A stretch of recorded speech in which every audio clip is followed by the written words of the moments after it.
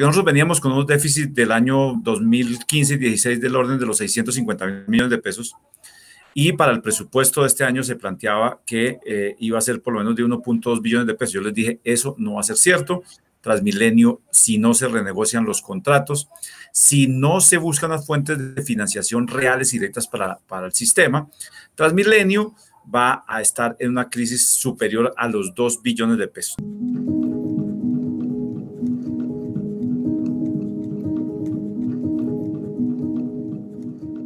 Lo alerté desde noviembre del año pasado y hoy, infortunadamente, estamos tramitando, o la administración tramita 1.1 billones de pesos, pero en la práctica el déficit de este año va a estar por el orden de los 2.5 billones de pesos. Y obviamente Bogotá va a estar en esa crisis y aparte de eso no cuidamos el sistema. Otro gran problema que tiene el sistema es la falta de cultura ciudadana.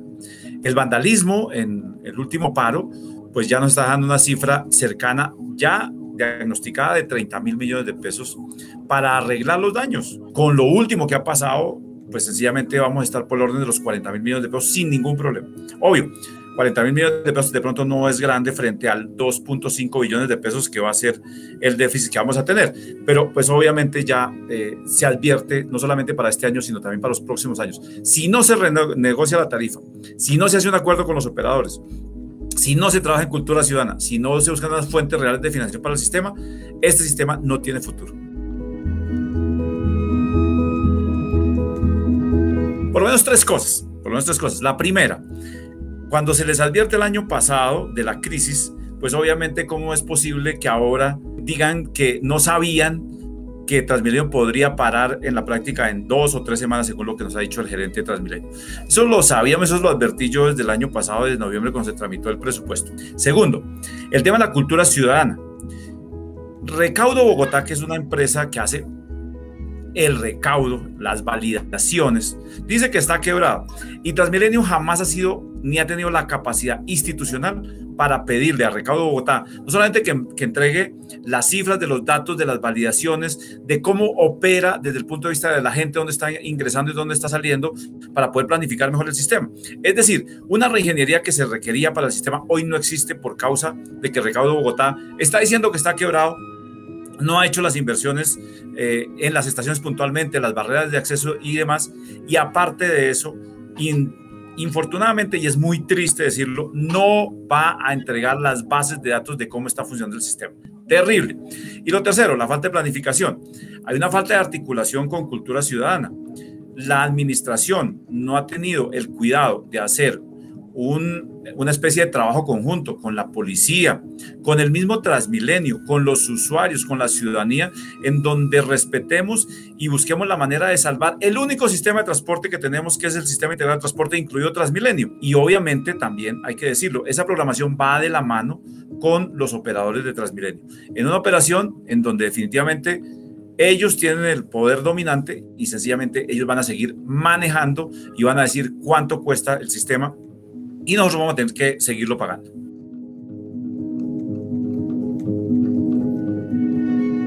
Subirle la tarifa a los usuarios, primero, es innecesario, y segundo, no soluciona el problema de fondo. ¿Por qué?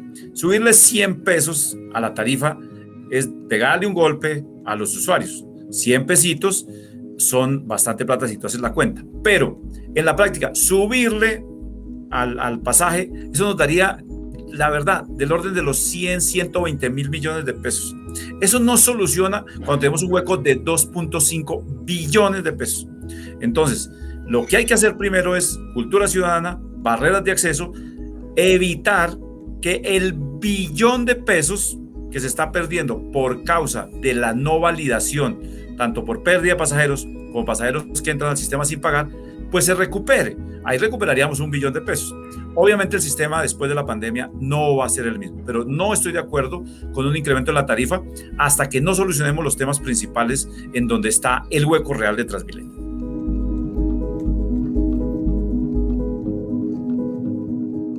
Mira, yo estoy de acuerdo con la aprobación del 1.1 billón de pesos. Probablemente no se requiere el 1.1 con el anuncio del gobierno nacional de que nos va a ayudar en el 50%. Eso significaría que en la práctica el sistema para estos 6 meses, infortunadamente hay que decirlo, son 6 meses solamente, se va a chupar 550.000 millones de pesos del distrito. Pero el problema del gobierno nacional es que normalmente no es que sea, digamos, el más cumplido. Así que yo preferiría, ya que están los recursos, pues aprobarle el 1.1 y preferiblemente esa plata que ingrese, poderla, del gobierno nacional, poderla destinar a otra cosa. Pero lo que también se manejó mal, y eso hay que decirlo, y no lo quiere reconocer la administración, es que cuando nos reunió como consejo de la ciudad, de pronto como concejales, más que como consejo en la Biblioteca del Tintal, la alcaldesa planteó que venía un rescate social por 1.8 billones de pesos exclusivamente para reactivación económica de la mano de empleo joven, de estudio joven, apoyo a mujeres, microempresas y obviamente algunas cosas probablemente pequeñas para unas entidades. Y eso llegó aquí al Consejo, pero no llegó exclusivo, llegó con el famoso mico que hemos denunciado aquí de 1.1 billón de pesos para Transmilenio. ¿Qué es rescate social? Yo creo que sí, pero pongámosle los nombres que son. Cuando ella plantea aquí el proyecto de acuerdo, dígalo de frente. Del 1.8, 1.7 billones de pesos, 1.2 son para Transmilenio, pues lo podemos decir de frente y lo discutimos.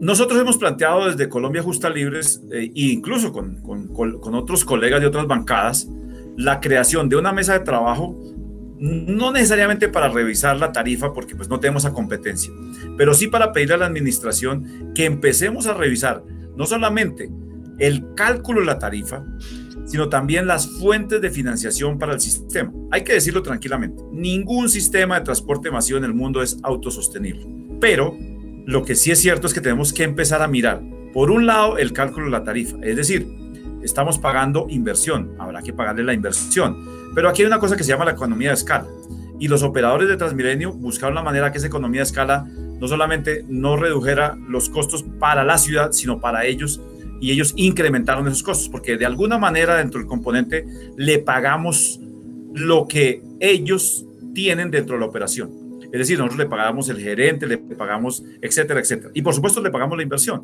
Entonces, si no cambiamos el sistema de cálculo de la tarifa, en donde el privado haga también economía de escala y diga, venga, yo tengo que también hacer austeridad en el gasto interno digamos, de los operadores como tal, y que haya una verificación. Se lo digo con cariño. Hoy se le paga a los operadores el gerente y los gastos de representación del gerente. Es decir, si el gerente va a tomar tinto con Alejandra, pues ese tinto se lo van a cargar a la tarifa de Alejandra cuando Alejandra vaya a usar el sistema. Si nosotros logramos cambiar el cálculo de la tarifa en donde miremos los gastos operacionales o donde le pongamos unos límites a los gastos operacionales de los operadores, pues probablemente la tarifa va a bajar, primero. Segundo, el sistema de retorno a la inversión. La inversión está garantizada para ellos y tiene que ser así. Pero tenemos una IU, es un poco técnico el tema, pero ahí lo tengo que decir. Tenemos un IU, Administración de Impuestos y Utilidades, que está determinado, pues obviamente eso es legal, no estoy diciendo que sea ilegal, es un porcentaje.